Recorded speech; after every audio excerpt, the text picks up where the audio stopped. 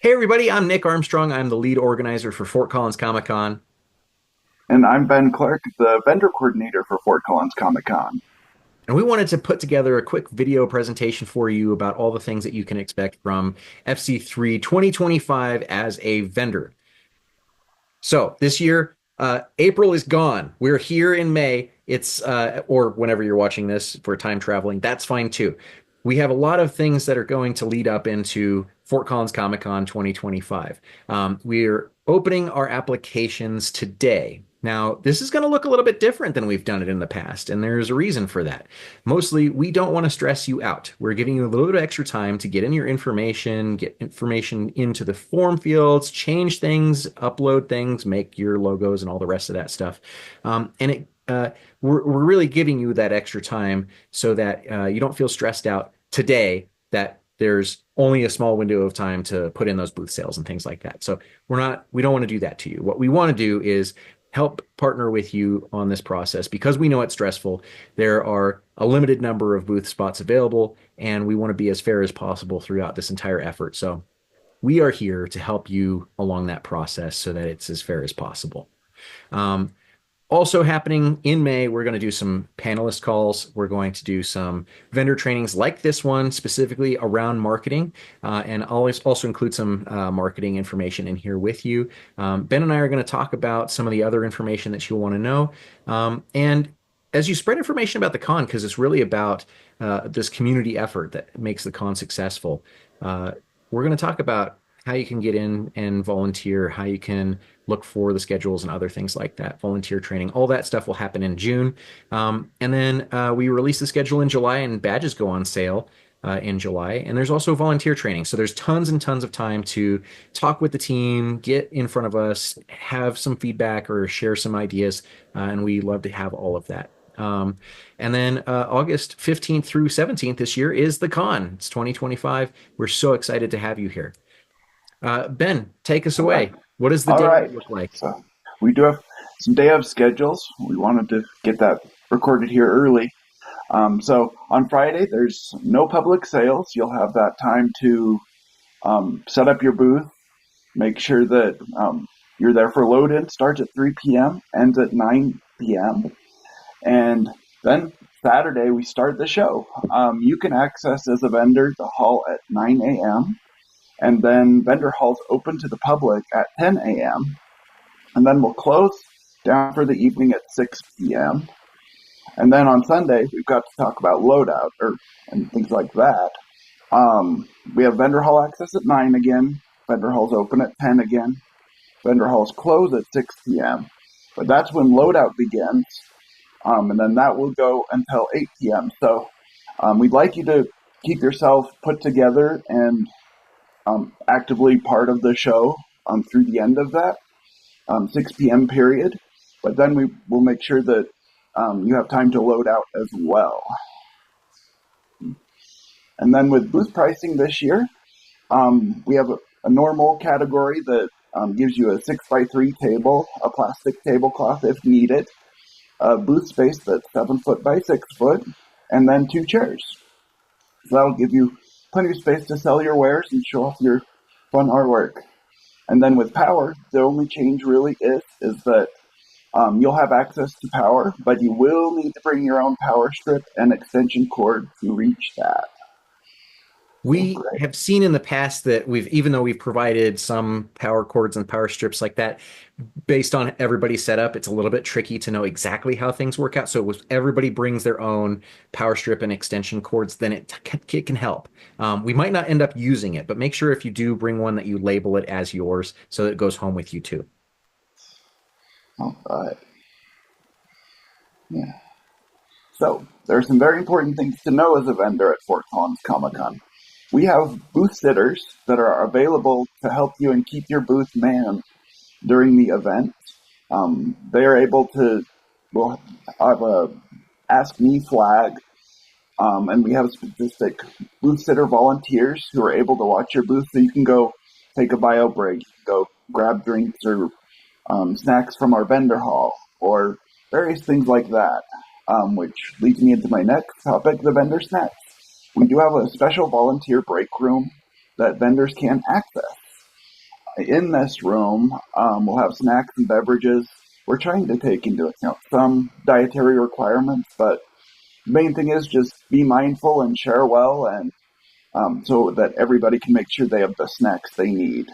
We also are hoping to take care of having some snacks available in the vendor halls for setup and each day, so that you will be able to um, stay hydrated, stay fed, make sure your blood sugar stays high, and have the greatest con. So, and then a little bit about us. I'm Ben. I'm the vendor coordinator. Nick is the lead coordinator for vendors. And then this year, once again, we have Seth as a volunteer liaison and Raven as a volunteer liaison. So there, you'll see them around, and I'm sure they'll make themselves known. These are the people that you can turn to if you have a problem in your specific vendor hall.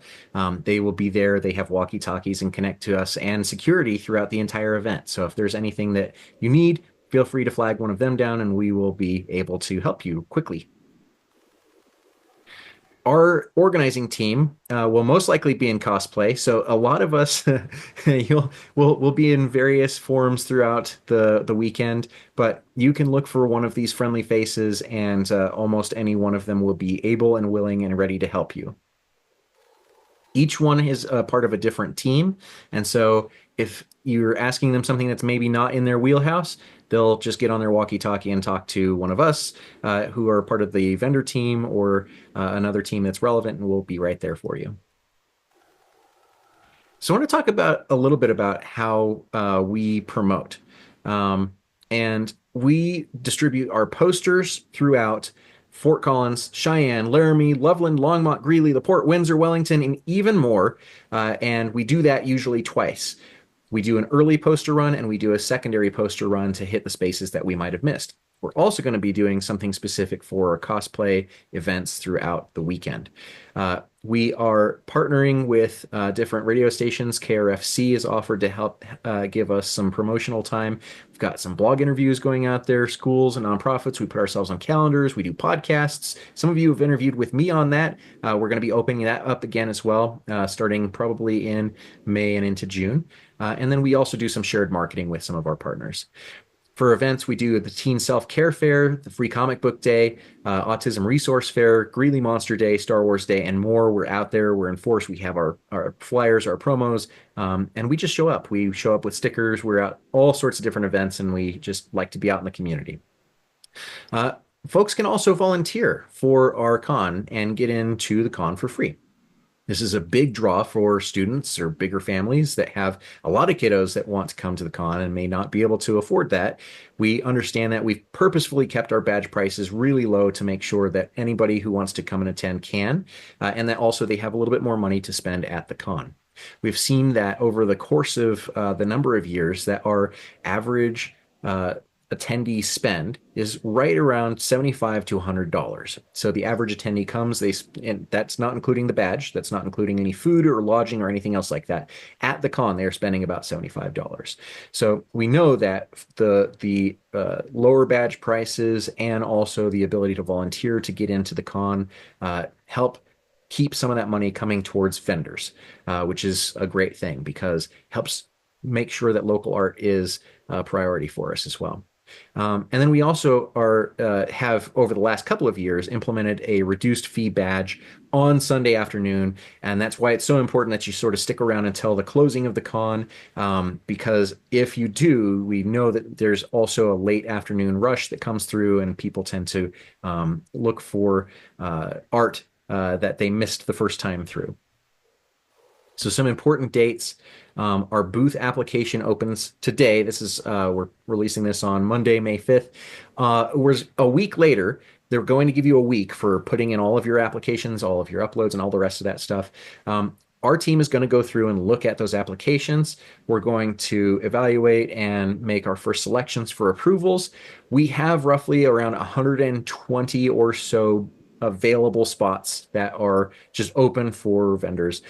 We try to look at a number of different factors, but ultimately know that we have a lot more applications in almost every single year. We've had to turn away between 30 and 50% of our applicants, which is rough. Our team hates to do it, but this is the biggest venue space in Fort Collins that we have access to at the moment. And just know that it doesn't say anything about your art. We love your art. We love your creations. We wish that we could just like do the bunk bed thing and triple and quadruple stack you up into the rafters, and that would be amazing to have everybody there, but we just can't do it. Also happening on Monday, the extra vendor badges will open, and panel applications open as well. So if you have a panel or something that you'd like to present as part of your being a vendor, we would love to have you present what you know. And then on Monday, 7/7, badge sales will open, and those will also go to distribution for all of the local comic book shops and nerd stores. And so people will be able to pick up from their favorite game stores here locally, and also in Greeley and Windsor. The map for this year looks very similar to what we had in the past. It's our second year at the Senior Center in Fort Collins, and our booth layout is almost identical. We may move a few things around here and there, and some things may change, but overall, we're working on increasing signage. We're making sure that people are going in the right directions, they know how to find things, and that there will be increased wayfinding so that folks know exactly where you're at in the venue. I want to talk really quickly about sales tax applications because I know that this is a thing that comes up quite a bit. And there are two different sales tax applications that you need. The first one is Fort Collins. That is a free special event sales tax license. We've got the QR code and the URL right up here on the screen. It's active as soon as you've mailed it in, but keep a copy of your application. It can be done after the event, but it's much better to be proactive about it. Then you need the Colorado State Department of Revenue special event license. That one costs $8. You can also pay for a $16 multi-year, multi-event license if you choose. If you go to a number of different cons, I think the max is like 3 a year or something like that. And then they ask you to actually get a real sales tax license if you continue to do cons and things like that. But if you're just doing a show here or there, $8. It's active as soon as you've mailed it in, but you have to do it ahead of the event. You can't do it at the event. You can't do it after the event. You have to do it at way before the event. And then I would say keep a copy of the application because that's your proof that you submitted it. And we've seen that the Colorado State Department of Revenue folks will show up at the event, ask you for either your proof of your application or they'll ask you to file it there on the spot. And so it's important to get that done in advance. The total effective tax rate is 8.05%. So when you're building your Square system out, your PayPal, whatever else, the tax that you want to put in is 8.05%. All right. So we've got to promote you. So we'd love to promote your artwork, your crafts, whatever creative thing you're doing. So at this link in this QR code, you can go into Canva and you can create your own your own post to show off your own unique flavor. And then that will fit in with our branding that we will be promoting around the con as well as some in social media. So I think we want everyone to do this, and then so that we can make sure everybody's getting promoted and everybody is well known at the convention. So, yeah. Ben, did you know that vendors who promote their presence on social media get three to four times ahead of the event, gets higher sales at the actual event? What? That's wild. It's true. Better fill out those templates. We've seen actually this is actually true.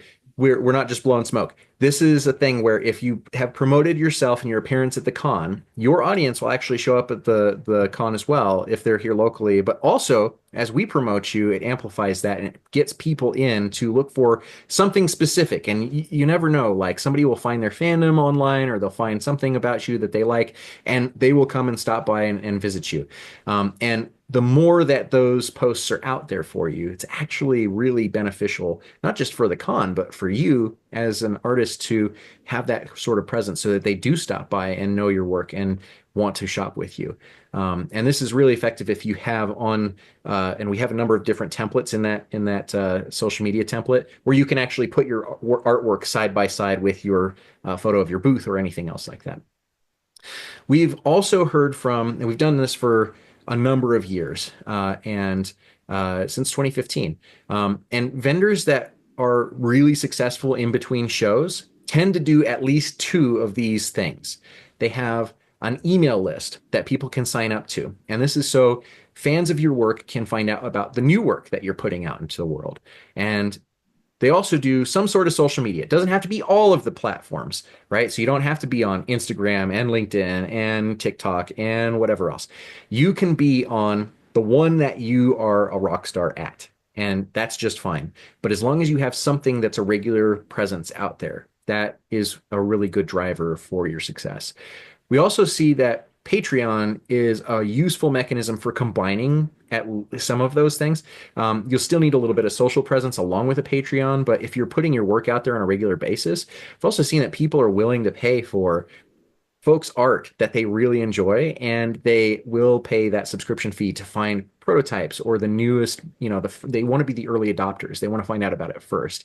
And they want to put their name in for commissions first. So these are great ways to sort of drive those sales in between shows. And then finally, a website. It's really simple, just putting your portfolio out there, having a place for people to sign up to your social media, your email, find your Patreon, and a way to find where you're going to be next, which events you're going to, and so on. Uh, Ben, I know you know about show marketing. You want to talk about what helps with making a good booth? Oh well, you really got to stand out and frame yourself really well. So like here we have Zoe Ladon. Um, First thing you got to do is make it really easy to find you. We need to see your art. We need to see you as the artist there. And then one way to do that is by having a banner with your name that's very clear, and then talking about social media, including your social media, a QR code or something like that on your banner so that people can find you really easily. And then a lot of people have found that making some little freebies like a sticker or something that is a reference to your artwork that they can take with them that has your information on it so that they can buy your stuff later and find you if you happen to have a Patreon or social media or other website so that you can keep in touch. They might come become one of your biggest fans and come see you at other shows as well. So some people also like to put out show exclusive products such as like a special artwork or a special plushie that only exists in this one place or various different ways of going about it for each vendor. And it's really good to have that draw in. And then one thing that I like to see is when somebody like, you can sit behind your booth and relax, but I like to see people get up there, engage, really say like, oh, come on over. I want to show you this thing. I want to explain to you why this artwork's really cool. I want to do this. So it's really much a active environment, especially at Fort Collins Comic Con, where you got cosplayers talking with comic book artists, talking with people doing live sketches, and everything in between. So it's really not just a sit there and table at an event. It's a very much a get active and be an active part of this whole convention as a whole. Yeah, and a lot of our attendees are families with younger kiddos. So, talking about cool cosplays and other things like that, it's a really easy way to make a connection with somebody. And those connections matter. Those are the things that tend to drive sales over the long term. You can show off cool art. You can show people what you're working on. You don't even have to hard sell anybody. Just say, oh, I see you're a fan of Spider-Man or whatever it is, and bring them over. And it does tend to help build those connections, even if they just take a freebie from your booth. they might not have the cash in that moment, or they might go home and they might get their cash and come back with it. And we've seen the people usually have 2 to 3 hits on a booth before they actually make a purchase. So they're coming back, they're looking, they might be on a speed run through the vendor hall. They're looking, and they find the thing, they're marking down where they want to come back to, or they'll come back to it on the next loop. And then on the second or third time through, that's when they'll make their purchases. You won't get everybody, but if you've made a good connection with somebody, that's a good indicator that they might come back and purchase with you. Ben, you want to talk Okay. about how folks get their art on our badges? Yes, I would love to. Once again, we have a form where you can sign up at this QR code. And with this, we love to see your art and talk about your art as we've been mentioning this time. And we want to see your art on the badges. So if you'd like to go to this form and submit some of your favorite pieces of art, we'll go through as the Fort Collins Comic Con team and decide how we're actually which badges we want.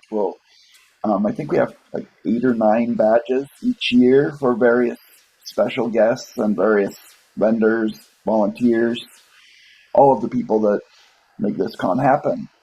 So we'd love to see your art, and we'll find a theme that matches with each of those badges. So, yeah. And it's a good way to get paid too. We actually pay for our artists to contribute their art to the badges. If your piece is selected, it's $50 per piece that we will use. And we try and highlight 2 to 4 different artists each year. And so this is a great way to send in your information. We're also looking for door prizes because we end up with a lot of different contests, competitions, other things like that that happen throughout the weekend. And it's just a good way to get your work out there. We always credit you and say thanks to so and so for their donation. Here's where you can find more of their art. Here's where you can go and find more of that stuff. And that goes out in our email blasts as well, which is about 6,000 people in our community who are paying attention to that. Let's talk about those load in logistics just a little bit. On Friday, we have a couple of different spots that you might load in. Depending on which vendor hall you're in, you will either load in over here in area 1 or area 2. The parking in this is really extremely limited. So if you have a wagon or other things like that, it's a really good idea to bring them. Every part of the venue is ADA accessible. Although, if somebody is parking in front of a particular doorway or a ramp, that can be a little bit tricky. The front door to all of the different sections is definitely ADA accessible. There are elevators and other things like that. And we will also have our Exodus mover team that will be present to help you load in if you have something that's particularly heavy or difficult to wrangle into place. They will help you take the thing from your car and put it in place. And the Exodus team will tend to be here over with check-in. So if you need to have some help while you are getting your vendor badges at check-in, then it's a really easy way to also signal for the Exodus team to come join you. Exodus should be there from 3 to about 7 p.m. And if you have any sort of questions, concerns, problems, my cell phone number is right here. And then also you can find one of our leads as well. Texting is probably best so that I know who you are, where you're at, and how I can help. And feel free to reach out if you have questions about vending and load in for things in particular. For wider ranging questions, we do have an email, hello@fococomiccon.com, that gets to the entire team so that we can address your questions properly and make sure that you've got the resources you need. For load out, you will see that we also have a way to get from the vendor hall out and away from the con that doesn't require you going down a public hallway. If you're nervous about your work or other things like that, you can also come down this way and exit down this door over here where it says vendor load in area. And there will be parking over here that should be hit or miss, but you can generally find some decent parking towards the end of the day that will make it easy to load out. And then same deal with vendor hall number 2, and that way you can load out as well. We really strongly discourage leaving early just because we do tend to discount those badges towards the end of the day. People, and we do see that people come through, they buy badges, they will want to buy art. They've maybe just got off of work or whatever else, and they're there to try and get, the best that they can out of the con. They want to see you, and we hope that you will stay. We totally understand, but we absolutely hope that you will stay. Um, Also, as you're leaving, just make sure to please follow the recommended paths. Don't block the emergency exits. Don't do anything sort of crazy. And make those connections with your booth neighbors so that next time you're at the show, that you have more contacts that folks can help you promote your work and share in the glory that is Comic-Con because it's a community effort. Ben, you want to talk about parking? Sure. Yeah. One of our main options for parking is down at Rolandmore Park. It's just a short, maybe 5 minute walk or less from the park to the senior center, which is on the left side of the screen and the red box. And there's various parking through that park, and then you can see the walking path that you'll just take right up to the senior center. It does kind of come up to the back of the venue, so you'll just have to walk around, and then you'll find our normal check-in slightly around past that. There are some other options for parking as well, um, notable at part of the senior center parking, and then across the street, across Shields and Center Avenue, there are options at an old movie theater that's there, and then there's various others over Center and Research.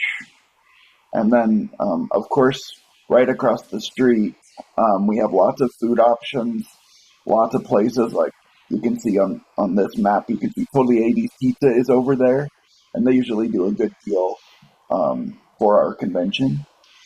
There's lots of options to keep you fed and hydrated, and also keep you close to where the Comic Con is, so you can have a full day there.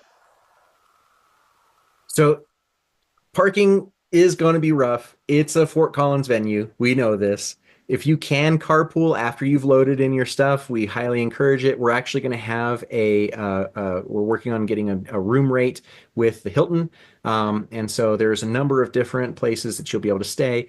But on this map, we tend to leave the yellow parking for the attendees. The orange parking, we also highlight very much for attendees. And then this parking that's over here in CSU, it's about a 15-minute walk to get back and forth.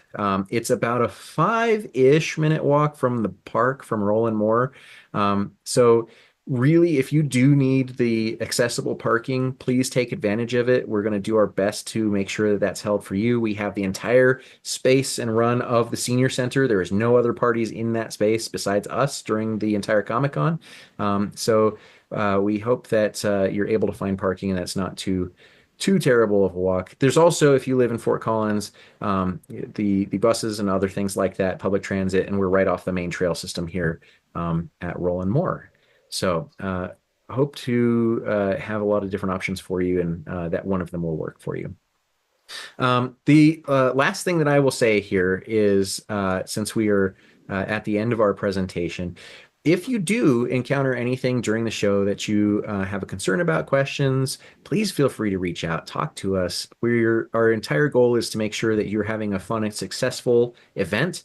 Pull us aside, find one of the Ask Us volunteers. If you need something, if you're just needing a water, we will bring you a water.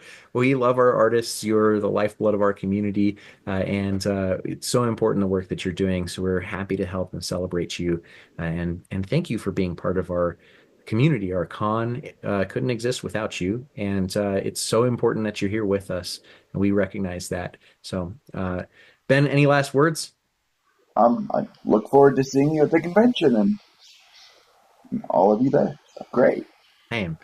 All right. Well, like I said, if you have any questions, concerns, comments, thinly veiled threats, I will put our contact information as a closing slide of this presentation. And we cannot wait to see you at Fort Collins Comic Con 2025. See you there.